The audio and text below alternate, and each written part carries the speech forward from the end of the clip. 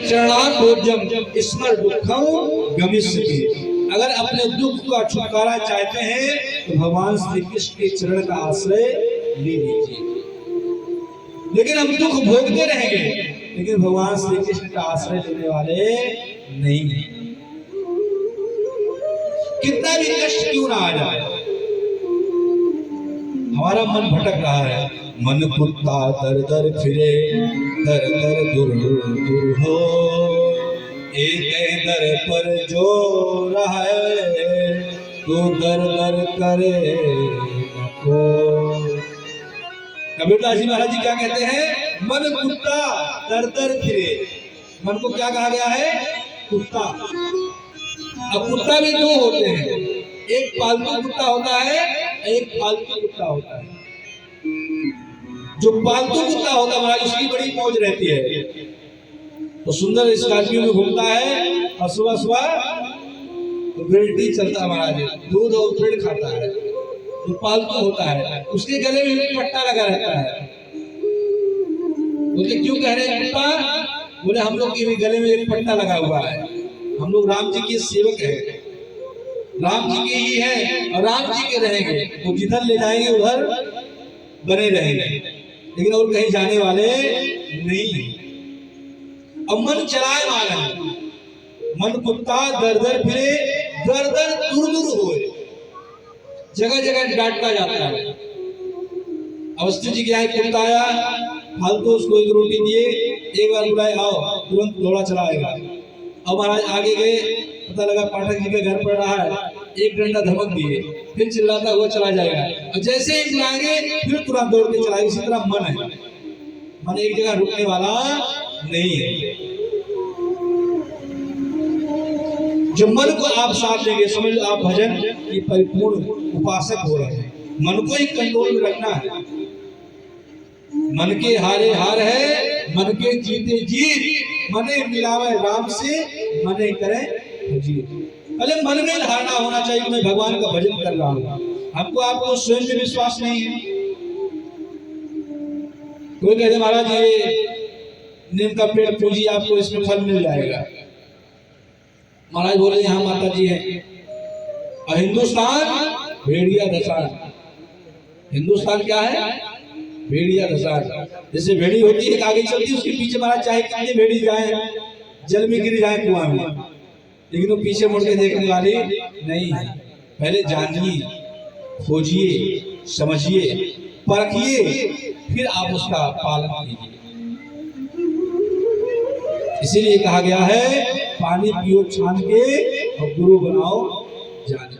इसीलिए कहा गया, पहले स्वयं सोचिए, अनुभव कीजिए। आप सभी लोग सनातन संस्कृति के अनुयायी हैं। हमारा आपका सुंदर भाषा है संस्कृत शब्द, जिससे संस्कृति सीखते हैं। अब महाराज किसी को पूजा पाठ बताओ, बोलते महाराज जी सबसे सरल हमको बताइए जिससे हमारा जीवन मंगल हो जाए। हम संस्कृति उपासक हैं, लेकिन संस्कृत हमको पता नहीं है। और धर्म क्यों श्रेष्ठ है? इसीलिए श्रेष्ठ है। सिख है, उनको पता है कि मैं गुरु नानक का ग्रंथ पढ़ूंगा तो मेरा जीवन मंगल हो जाएगा। मुस्लिम भाई लोग हैं जो भी उपस्थित हैं, उनको पता है मेरे जो कुरान में, जो मेरे पुराण में लिखा वो श्रेष्ठ है, उनको पता है। बाइबल पता है पढ़ने वाले को, क्रिश्चियन जो है, लेकिन हमको पता नहीं है। उनका एक ग्रंथ है, एक पंथ है, इसीलिए वो एक है, इसीलिए श्रेष्ठ हो रहे हैं। हम आप कमजोर क्यों पढ़ रहे हैं, भटक रहे हैं। एक पुराण भी नहीं है। सही समझा जाए तो श्रीमद् रामचरितमानस की चौपाई भी हम डेली पाठ नहीं करते हैं, गीता का भी पाठ नहीं करते हैं। भागवत जी की बहुत बड़ी बात है। जो हमारा धर्म ग्रंथ है हम उसको पढ़ना छोड़ चुके हैं, उसको नहीं पढ़ते महाराज, इसीलिए पीछे होते जा रहे हैं। बोले क्या करें? बोले श्री कृष्ण चरणाम्भोजम स्मर दुखम गमिष्यति। भगवान श्री कृष्ण के चरणों का स्मरण करो और सारा दुख अपने आप दूर हो जाएगा। बोले जाको राखे राम जी, मार सके न कोई, बाल नवाका कर सके जो जग वैरी होए। ऐसी सुंदर महाराज स्वरूप कही रहे थे। बोले हमको चिंतन को हटाना है, चिंता को हटाना है, चिंतन को बढ़ाना है। हम लोग क्या करते हैं बताइए? हम लोग क्या करते हैं? चिंता करते हैं कि चिंतन करते हैं? चिंता करते हैं। तो हमको चिंता नहीं करना है, चिंता को हटाना है और चिंतन को बढ़ाना है। हम चिंता करते हैं और चिंता चिता के समान होती है। चिंता चिता कोई अंतर नहीं है। चिता है एक मिनट की राख कर देती है और चिंता होता है पूरे शरीर को खोखला कर देती है, अंदर कुछ रहता नहीं है। इसलिए चिंता नहीं करना चाहिए, चिंतन करना चाहिए। बोले अच्छा, बोले कैसे? बोले अभक्तास्तास विज्ञाय ना दरौ सा कथामृतम श्रीमद् भागवती वार्ता सुराणाम दुर्लभा। ये देवताओं के लिए दुर्लभ ग्रंथ है जो आपको सुलभता से प्राप्त हो रहा है। ये महाराज संभव नहीं है, ये भगवान की कृपा से प्राप्त हो रहा है। जिसके ऊपर कृपा होगी वही श्रीमद् भागवत महापुराण कथा श्रवण कर सकते हैं। जब तक कृपा नहीं होगी तब तक घर में बैठे बैठे ताश खेलते रह जाएंगे, ताश खेलते रह जाएंगे, पत्ती फैलाते रह जाएंगे, लेकिन भागवत जी के शरण तक नहीं आ पाएंगे। क्यों? क्योंकि उनके ऊपर कृपा नहीं है।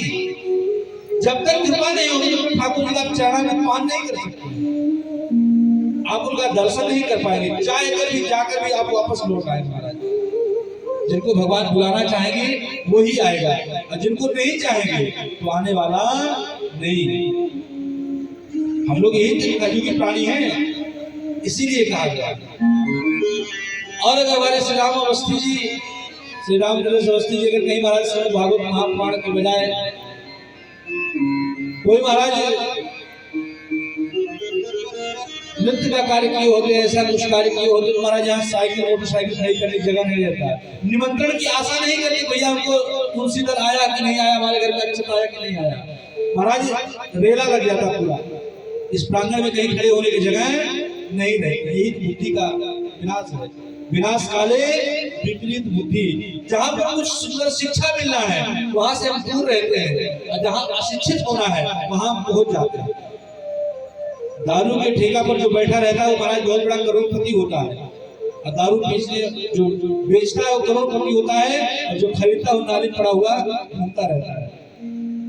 जो ठेकेदार होता है करोड़पति होता है, और पीने वाला रोडपति होता है। दोनों पति होते हैं, एक करोड़पति एक रोडपति वाला है। शाम को पिएगा, सुबह कैसे उतर जाएगी, सुबह कुछ खाने के लिए भी नहीं मिलेगा। तो दारू के पास स्वयं आपके घर में नहीं आता है, हम स्वयं उसके पास जाते हैं। और दूध वाला बेचारा जो बेचता है वो घर घर दूध बेचता है। अगर एक गिलास कहीं पानी मिला दिया, कहते अरे दूध में पानी मिला कर ले आए हो, और दारू में पानी मिलाकर पी रहे हैं, उसमें कोई दोष नहीं है। यही भैया हमारा आपका बुद्धि है, इसलिए इस काल से दूर होना चाहिए।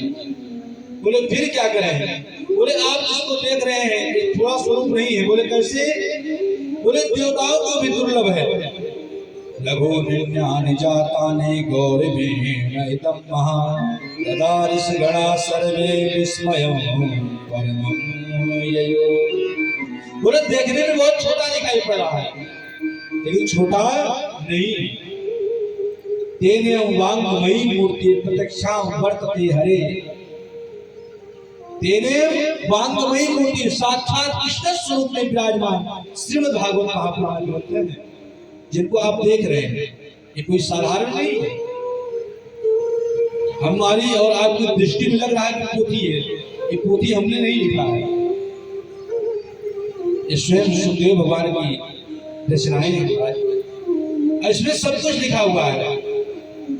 कलयुग में क्या होगा और क्या चल रहा है, हम लोग को बहुत संभाल कर बोलना पड़ता है। अगर स्पष्टीकरण कर दिया जाएगा तो केवल हम रहेंगे और हमारे श्री रामचंद्र अवस्थी जी बैठे रहेंगे, बस सबको बहुत बुरा लगेगा, महाराज जी हमारे लिए ऐसा क्यों कह रहे हैं। तो इसमें सब स्पष्टीकरण है, आप स्वयं पढ़कर देखिए, अपने आप बोध हो जाएगा क्या क्या होगा, कैसे कैसे रहेंगे, कैसे कैसे प्राणी का जीवन होगा।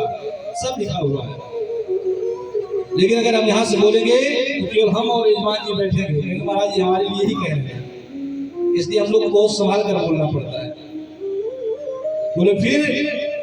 बोले भागवत जी का महाराज पढ़ना सबसे नीचे हो गया और समस्त पढ़ने धर्म के ऊपर हो गए, हल्के हो गए। ये सारा चीज सार है। श्रीमद् भागवत महापुराण क्या है? सार है, निचोड़ है। सारे पुराण हैं, लेकिन श्रीमद् भागवत महापुराण क्या है? महापुराण है। पुराणों में भी श्रेष्ठ महापुराण। बाकी विष्णु पुराण, शिव पुराण, 12 पुराण, नारद पुराण, कुर्म पुराण, कितने लोग हैं जिनको 18 पुराण का नाम याद है? बताइए। यही हमारे सनातन संस्कृति। 4 वेद हैं, कौन कौन से वेद हैं? बताइए। हम अपनी चीज को ही नहीं पहचानते हैं। ऋग्वेद, यजुर्वेद, सामवेद, अथर्ववेद, 4 वेद होते हैं। 4 वेद हुए हैं। इस 4 वेद की ही 18,000 श्लोक का स्वयं व्यास जी महाराज जी ने विवेचन किया था, क्योंकि वेद की वाणी को सुनने वाला कोई यहाँ पर है ही नहीं। संस्कृत से तो हिंदी कहा जा रहा है, उसको भी कोई सुनने के लिए तैयार नहीं है। तो वेद की ऋचाओं को महाराज कहा जाएगा, कौन सुनने बैठेगा? किसी को पल्ले पड़ने वाली नहीं है। ऐसे सुंदर सरल महाराज बोले कैसे? बोले श्रीमद् भागवत प्रत्यक्षा की ही। ये भगवान जो भागवत भगवान है स्वयं बांके बिहारी लाल ही विराजमान है। और सारे तीर्थ आप कर आइए, गया जगन्नाथ में सब जगह घुमाइए, द्वारिका बद्रीनाथ सब जगह घुमाइए। लेकिन श्रीमद् भागवत महापुराण अगर आप नहीं स्मरण किए तो पूर्ण तीर्थ का फल आपको प्राप्त होने वाला नहीं, क्योंकि ज्ञान यज्ञ है। इस ज्ञान को हमको अर्जित करना है। बोले भैया इसका स्थान सौनकादि ऋषि बोले हमने तो सुना है शरीर पर ज्यादा घूमते नहीं, देवर्षि नारद कभी एक जगह बैठते नहीं हैं, हमेशा भ्रमण करते रहते हैं। और भगवान के 2 ही स्वरूप हैं, एक देवर्षि नारद का बड़ा सम्मान है और एक हमारे श्री हनुमान जी महाराज जी का सम्मान है। क्यों?